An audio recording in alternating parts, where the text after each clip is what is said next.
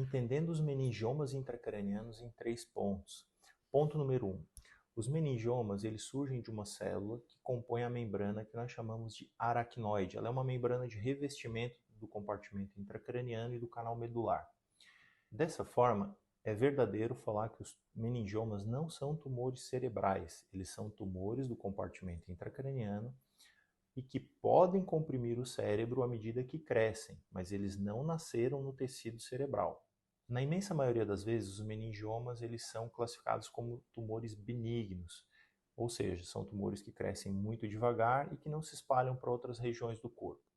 A maior parte dos meningiomas se origina de uma mutação celular única, ou seja, uma célula que durante o processo de multiplicação sofreu um erro no DNA e perdeu o controle de crescimento. Mas existem pacientes que têm síndromes genéticas que predispõem ao desenvolvimento de meningiomas múltiplos. Os meningiomas eles crescem de uma maneira muito lenta, na imensa maioria das vezes em torno de 1 a 3 milímetros por ano. O que significa dizer que quando esses tumores surgem, eles levam muitos anos para poder gerar sintomas para os pacientes. Agora, uma coisa que é interessante sobre os meningiomas é que quando esses tumores eles surgem nas mulheres, eles costumam responder ao hormônio sexual feminino, ao estrogênio e à progesterona. Fato pelo qual é comum que esses tumores, quando surgem nas mulheres, eles cresçam de uma maneira mais acelerada durante o período reprodutivo da mulher. Isso é mais verdade durante o período gestacional, onde a gente costuma verificar um crescimento muito mais rápido desses tumores. E que sintoma geram os meningiomas intracranianos? Na imensa maioria das vezes, esses sintomas eles vão se dar por 2 fatores, ou por compressão do tecido cerebral, ou por uma irritação do tecido cerebral pela presença, pelo contato do tumor com o cérebro, que nós chamamos de crise convulsiva. Quando os tumores nascem próximo de áreas funcionalmente importantes, como a área da fala, a área da mobilidade, a área visual, os sintomas eles podem ser precoces e o paciente pode desenvolver uma fraqueza específica em um lado do corpo, pode desenvolver uma dormência específica em um lado do corpo, pode desenvolver uma dificuldade para falar ou para entender o que se fala e também apagamentos da visão.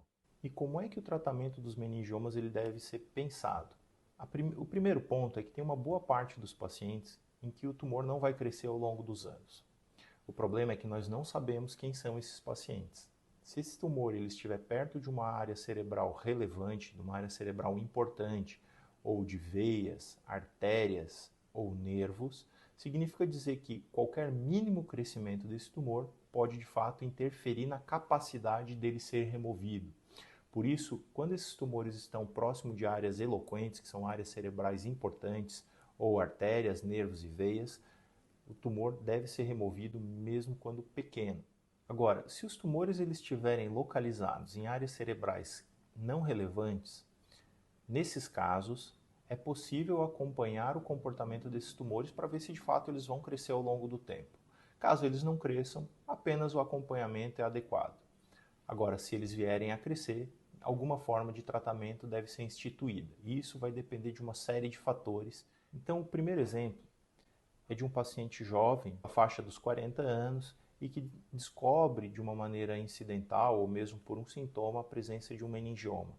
Esse paciente, caso ele não tenha nenhum tipo de problema de saúde, como doenças do pulmão, doenças do coração, alterações da coagulação, esse paciente deve ser submetido a um tratamento curativo.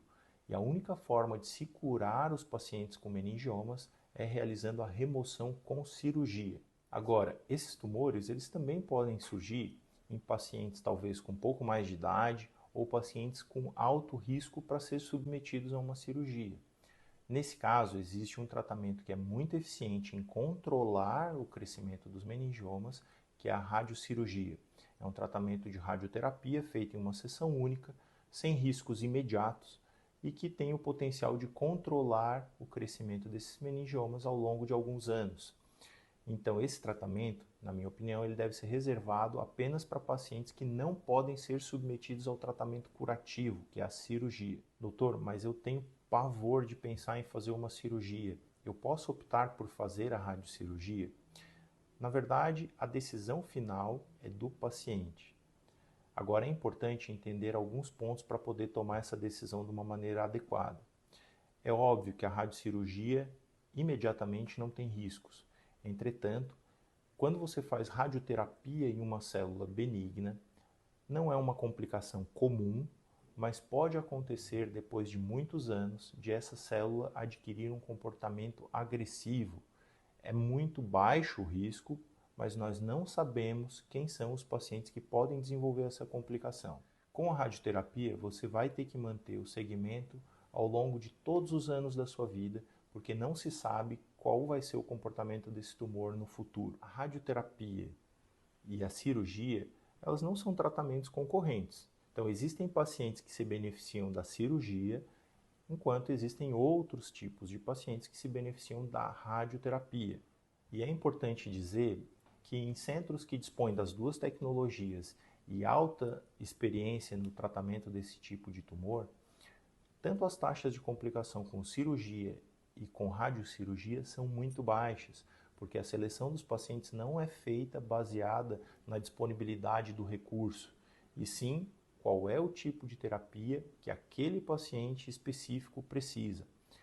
Então, antes de você decidir o seu tratamento, passe uma avaliação em um centro de alta especialidade, com um médico específico que trate esse tipo de tumor. Um grande abraço.